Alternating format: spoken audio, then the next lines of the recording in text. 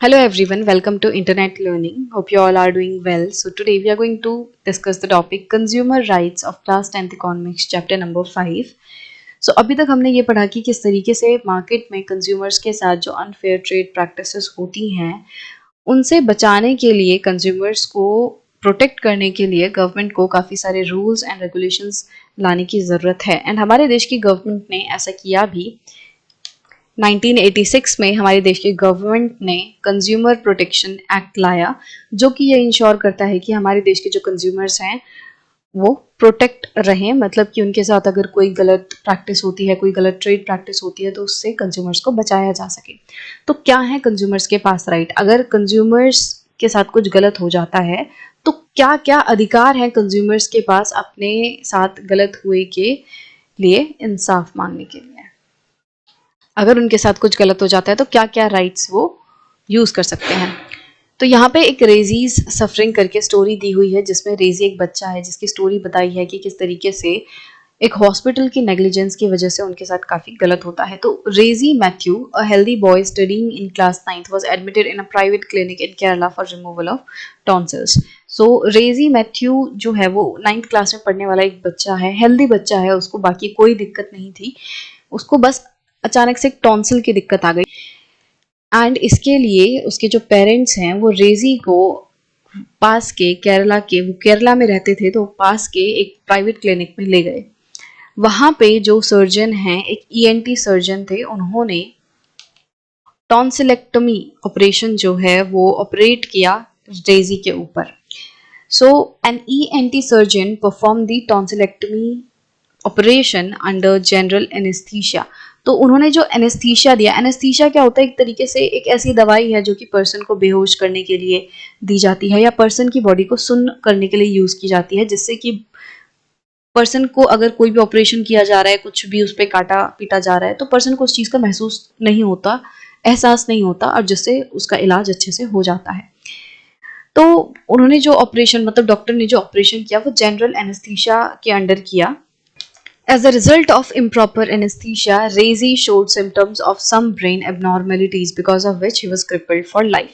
तो हुआ क्या कि ये जो एनेस्थीसिया रेजी के ऊपर यूज किया गया वो सही तरीके से यूज नहीं किया गया था, एंड इसकी वजह से रेजी को कुछ ब्रेन एबनॉर्मेलिटीज होने लग गई। एंड ब्रेन एबनॉर्मेलिटी की वजह से रेजी जो है वो पूरी जिंदगी भर के लिए क्रिपल्ड हो गया।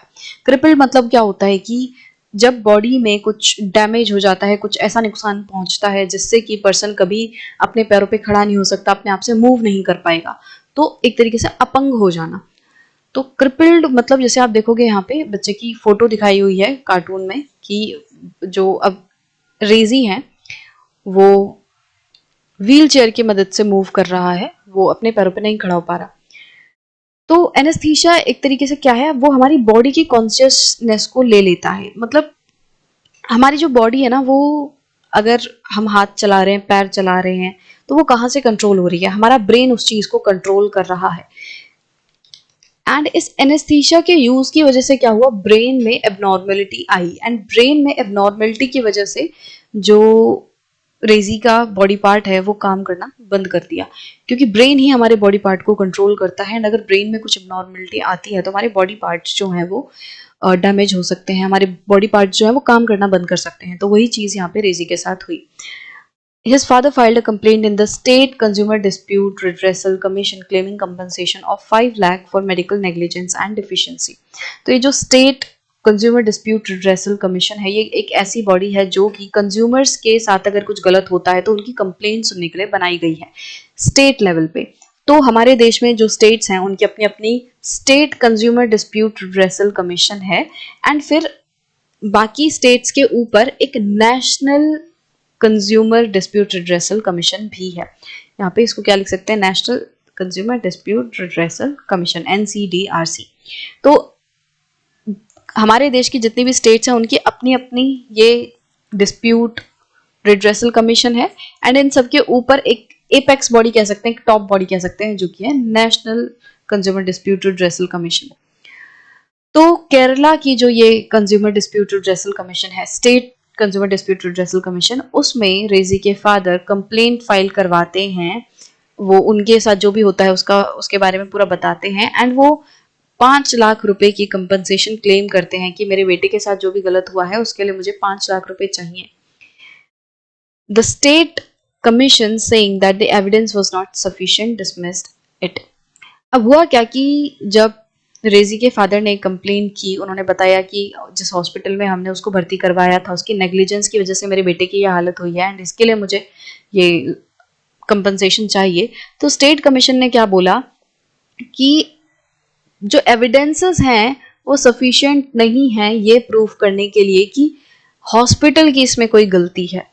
मतलब कि जो सबूत हैं वो पूरे तरीके से ये नहीं बताते, वो ये साबित करने में असक्षम हैं कि हॉस्पिटल की नेग्लिजेंस की वजह से रेजी की ये हालत हुई है। तो ऐसा कह के इस कमीशन ने, स्टेट कमीशन ने क्या किया, केस को डिसमिस कर दिया। रेजी के फादर जो हैं, क्योंकि उनको तो पता है कि हॉस्पिटल की नेग्लिजेंस की वजह से ही रेजी के साथ ऐसा हुआ है, तो वो न्याय मांगने के लिए कहाँ जाते हैं, अब एपेक्स बॉडी पे जाते हैं। अब वो national consumer dispute redressal commission के पास जाते हैं जो कि न्यू दिल्ली में लोकेटेड है। यहाँ पे वो जाते हैं। जो स्टेट कमीशन से जब उन्हें तसल्ली नहीं मिली, स्टेट कमीशन ने जब उनका केस डिसमिस कर दिया, तो वो उसको आगे लेके गए। स्टेट कमीशन के डिसीजन के खिलाफ उन्होंने एक तरीके से कंप्लेन फाइल की नेशनल कमीशन में कि मेरे बेटे के साथ ऐसा ऐसा हुआ है एंड स्टेट कमीशन ने कह दिया कि इसमें हॉस्पिटल की कोई गलती नहीं है, सबूत जो है वो पर्याप्त नहीं है। तो और मेरे हिसाब से मेडिकल जो इंस्टीट्यूट है या जो भी क्लिनिक है, हॉस्पिटल है, उसकी वजह से ही ऐसा हुआ है। तो ऐसा कह के रेजी के फादर जो है वो national consumer dispute redressal commission में पहुंच जाते हैं। जो ये नेशनल कमीशन है, जब वो पूरे मैटर में देखती है तो वो पाती है कि हाँ, हॉस्पिटल की ही गलती थी। हॉस्पिटल जो है उसने मेडिकल नेग्लिजेंस दिखाई, उसने क्या किया, लापरवाही दिखाई एंड इसकी वजह से ही रेजी की हालत हुई। एंड नेशनल कमीशन ने फिर हॉस्पिटल को बोला कि तुम जो भी कंपनसेशन है, जो 5 लाख रुपए की कंपनसेशन है, वो फैमिली को दो। तो यहाँ पे क्या हुआ, Reji's suffering shows how hospital due to negligence by the doctors and staff in giving anaesthesia crippled a student for life. तो यहाँ पे रेजी का केस जो है वो दिखाता है कि किस तरीके से एक हॉस्पिटल जो है अपने स्टाफ एंड अपने डॉक्टर्स की लापरवाही की वजह से क्या करता है, एक स्टूडेंट को, एक बच्चे को जिंदगी भर के लिए क्रिपल्ड कर देता है, उसको अपंग बना देता है। While using many goods and services, we as consumers have the right to be protected against the marketing of goods and delivery of services that are hazardous to life and property. तो consumers होने के नाते हमारे पास ये अधिकार है कि वो सारे प्रोडक्ट्स, वो सारी सर्विसेज जो कि हमारी लाइफ, हमारी प्रॉपर्टी को हानि पहुंचा सकती हैं, हमें उनसे सेफ्टी मिले, हमें उनसे प्रोटेक्ट किया जाए, ये हमारा अधिकार है। मतलब अगर कोई ऐसा प्रोडक्ट है, अगर कोई ऐसी सर्विस है जिससे हमें नुकसान पहुंच सकता है, तो ये हमारा अधिकार है कि हमें उस नुकसान से प्रोटेक्ट किया जाए। जो कंपनी प्रोडक्ट बना रही है, जो लोग सर्विस दे रहे हैं, उनकी ये रिस्पॉन्सिबिलिटी है कि वो हमारी सेफ्टी इंश्योर करे। Producers need to strictly follow the required safety rules and regulations. जो प्रोडक्ट को लेकर सेफ्टी रूल्स हैं, रेगुलेशंस हैं, जो सर्विसेज को लेकर रूल्स एंड रेगुलेशंस बने हुए हैं, उन सब को फॉलो करना होगा प्रोड्यूसर्स को। मतलब प्रोड्यूसर्स को प्रॉपर तरीके से सेफ्टी रूल्स एंड रेगुलेशंस को फॉलो करना चाहिए। There are many goods and services that we purchase that require special attention to safety. हम अपनी ज़िंदगी में बहुत सारे ऐसे प्रोडक्ट्स एंड सर्विसेज यूज़ करते हैं जिनमें सेफ्टी पे खासा ध्यान देना होता है, सेफ्टी पे ज़्यादा ध्यान देना होता है। जैसे कि pressure cookers. Pressure cookers have a safety valve which if it is defective can cause a serious accident. तो जैसे प्रेशर कुकर में ना सेफ्टी वॉल्व होता है एंड अगर वो सेफ्टी वॉल्व खराब हुआ तो उसकी वजह से एक काफी बड़ा एक्सीडेंट हो सकता है। जैसे आप देखोगे जो हमारे घर में प्रेशर कुकर्स रहते हैं, उनमें क्या होता है, इस तरीके से उनके हैंडल पे, जैसे ये हैंडल है, तो उसमें यहाँ सीटी लगी रहती है, ठीक है। तो जो भी प्रेशर कुकर में प्रेशर बनता है वो इस सीटी के जरिए निकल जाता है। मतलब एक पाइप सा लगा रहता है ढक्कन के ऊपर एंड इस ढक्कन इस पाइप के ऊपर फिर वो हम सीटी लगाते हैं जिसको निकाला भी जा सकता है ना। तो इस पाइप में क्या होता है, छेद होता है जो कि कुकर के अंदर से प्रेशर निकालता है एंड फिर ये सीटी बजती है।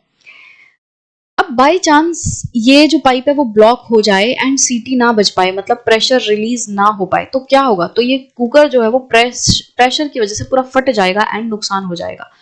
तो इससे बचने के लिए यहाँ पे क्या होता है, एक सेफ्टी वॉल्व होता है। आपको साइड में एक छोटा से सर्कल करके आपको एक वॉल्व दिखेगा अपने कुकर के ढक्कन में। ये क्या होता है, ये मतलब 2-3 तरीके का होता है। मैंने देखा है कि जैसे एक तो होगा ऐसे सर्कल टाइप में रहेगा एंड अंदर उसके छोटा सा ब्लैक कलर का कुछ आपको देखने मिलेगा, एक सर्कल सा, ठीक है। तो ये जो बाहर की बॉडी रहती है इसकी नट टाइप के साइज का रहता है, जैसे नट बोल्ट रहते हैं उतने साइज का कुछ रहता है। तो इसके बाकी जो बॉडी है वो सिल्वर एल्यूमिनियम जिसका भी आपका कुकर बना है उसकी होती है। एंड बीच का जो रहता है ना ब्लैक ब्लैक, ये एक ऐसे मेटल से बनता है जो जिसका मेल्टिंग पॉइंट काफी ज्यादा कम होता है, मतलब कि इसको पिघलाने के लिए बहुत ज्यादा हीट की जरूरत नहीं है। तो इन केस अगर ये वाला पाइप ब्लॉक हो जाता है एंड सीटी नहीं बचती तो क्या होगा कि अंदर प्रेशर बढ़ेगा, हीट बढ़ेगी, जिसकी वजह से ये जो सेफ्टी वॉल्व है इसका ये जो मेटल है वो पिघल जाएगा एंड यहाँ पे छेद बन जाएगा। एंड इस छेद की मदद से जितनी भी हीट इसमें बन रही थी वो यहाँ पे निकल जाएगी, ठीक है, वो इस छेद से बाहर निकल जाएगी। तो यहाँ पे क्या है कि अगर ये सेफ्टी वॉल्व सही से नहीं बना, सेफ्टी वॉल्व में अगर कोई गड़बड़ हुई, सेफ्टी वॉल्व में ऐसा कुछ रहा कि जब प्रेशर बढ़ा सीटी तो बज नहीं रही, वो सीटी वाला जो पाइप है वो ब्लॉक हुआ पड़ा है एंड प्रेशर बढ़े जा रहा है, एंड इन केस अगर वो सेफ्टी वॉल्व सही से काम नहीं करेगा तो क्या होगा, कुकर फट जाएगा एंड किचन में खड़ा हुआ पर्सन है उसके साथ कोई बहुत बड़ा एक्सीडेंट हो सकता है। So the manufacturers of the safety valve have to ensure high quality. तो जो सेफ्टी वॉल्व बनाने वाले लोग हैं, जो मैन्युफैक्चरर्स हैं, उनको ये इंश्योर करना है कि जो सेफ्टी वॉल्व है वो अच्छी क्वालिटी का हो ताकि जब कोई ऐसी सिचुएशन आए उसमें वो सेफ्टी वॉल्व सही से परफॉर्म कर सके। You also need public or government action to see that this quality is maintained. अब देखो ये जो मैन्युफैक्चरर्स हैं वो अपनी मर्जी से तो सारा काम नहीं करेंगे, वो सारे रूल्स रेगुलेशंस अपने आप नहीं फॉलो करेंगे, क्योंकि इन रूल्स एंड रेगुलेशंस को फॉलो करने के लिए काफी ज्यादा रिसोर्सेज लगते हैं, काफी पैसा खर्च करना पड़ता है, अच्छी क्वालिटी का बनाना है तो खर्चा करना पड़ेगा, काफी सारी जो दिक्कतें हैं वो कंपनी को आएंगी एक अच्छी क्वालिटी के प्रोडक्ट को बनाने में। तो ये जो कंपनीज हैं वो शॉर्टकट लेने की कोशिश करती हैं और जल्दी जल्दी में बेकार क्वालिटी का प्रोडक्ट बनाने की कोशिश करती हैं। तो गवर्नमेंट एंड पब्लिक को देखना होगा, सुपरवाइज करना होगा कि जो ये मैन्युफैक्चरिंग कंपनीज हैं, जो प्रोड्यूसर्स हैं, ये सारे रूल्स एंड रेगुलेशंस को फॉलो कर रहे हैं, सारे सेफ्टी स्टैंडर्ड्स को फॉलो कर रहे हैं। तो ये कौन इंश्योर करेगा, पब्लिक इंश्योर करेगी, गवर्नमेंट इंश्योर करेगी। गवर्नमेंट जो है वो ऐसा नहीं कर सकती कि बस रूल्स बनाए और बना के बैठ गई, उसको कंटिन्यूअसली ये चेक करना पड़ेगा कि जो रूल्स रेगुलेशंस है वो फॉलो हो भी रहे हैं या नहीं। अब हमारे देश में क्या हो रहा है कि we do find bad quality products in the market because the supervision of these rules is weak and the consumer movement is also not strong enough. इतने सारे रूल्स रेगुलेशंस क्वालिटी स्टैंडर्ड्स होने के बावजूद भी हम मार्केट में क्या पाते हैं कि बहुत सारे प्रोडक्ट बैड क्वालिटी के होते हैं, बेकार क्वालिटी के बने होते हैं। तो ऐसा क्यों हो रहा है, इसके मेन 2 रीजन है। पहला ये कि जो ये रूल्स रेगुलेशंस है उनको सही तरीके से इम्प्लीमेंट नहीं किया जा रहा, जो गवर्नमेंट है या जो पब्लिक है वो सही से देख नहीं रही कि सुपरवाइज नहीं कर रही कि जो रूल्स हैं उनको प्रोड्यूसर्स मैन्युफैक्चरर्स सही से फॉलो कर भी रहे हैं या नहीं। तो सुपरविजन नहीं हो रहा, कोई देख नहीं रहा सही से कि रूल्स को फॉलो किया भी जा रहा है या नहीं। दूसरा, कंज्यूमर मूवमेंट्स अब बहुत ज्यादा स्ट्रांग नहीं है। आज अगर किसी पर्सन के साथ कोई कंपनी गलत कर देती है, कोई एक्सीडेंट हो जाता है किसी के साथ किसी प्रोडक्ट की वजह से, तो वो पर्सन खुद अपनी लड़ाई लड़ता है या उसके परिवार वाले उसकी लड़ाई लड़ते हैं। बाकी जो सोसाइटी के लोग हैं वो बस बैठे रहते हैं, वो एकजुट होकर नहीं लड़ाई नहीं लड़ते, वो कंज्यूमर मूवमेंट नहीं बनाते, कंज्यूमर ऑर्गेनाइज होके किसी के साथ हुए गलत के खिलाफ आवाज नहीं उठाते। तो कंज्यूमर मूवमेंट का मतलब क्या है कि जब अगर किसी एक भी पर्सन के साथ गलत हुआ है तो सारे लोग एक साथ जुट होकर आवाज उठाएं एंड ये इंश्योर करें कि उस पर्सन को न्याय मिले, क्योंकि आज एक पर्सन के साथ हुआ है कल दूसरे के साथ हो सकता है। तो कंज्यूमर मूवमेंट को काफी स्ट्रांग होना होगा ताकि कंपनीज गवर्नमेंट्स के ऊपर प्रेशर डाला जा सके कि वो लोगों की, वो कंज्यूमर्स के जो सेफ्टी है उसको इंश्योर करें। सो आई होप आपको ये जो पूरा सेक्शन है वो अच्छे से समझ आया होगा कि किस तरीके से हर एक किसी का राइट है कि उसको सेफ्टी मिले। अगर कोई भी ऐसा प्रोडक्ट, कोई भी ऐसा सर्विस है जो कि हमें नुकसान पहुंचा सकता है तो गवर्नमेंट को इंश्योर करना होगा, एंड उससे बढ़कर किसको इंश्योर करना होगा, मैन्युफैक्चरर को ये इंश्योर करना होगा, सर्विस प्रोवाइडर को ये इंश्योर करना होगा कि उनका प्रोडक्ट सेफ है हमारे लिए।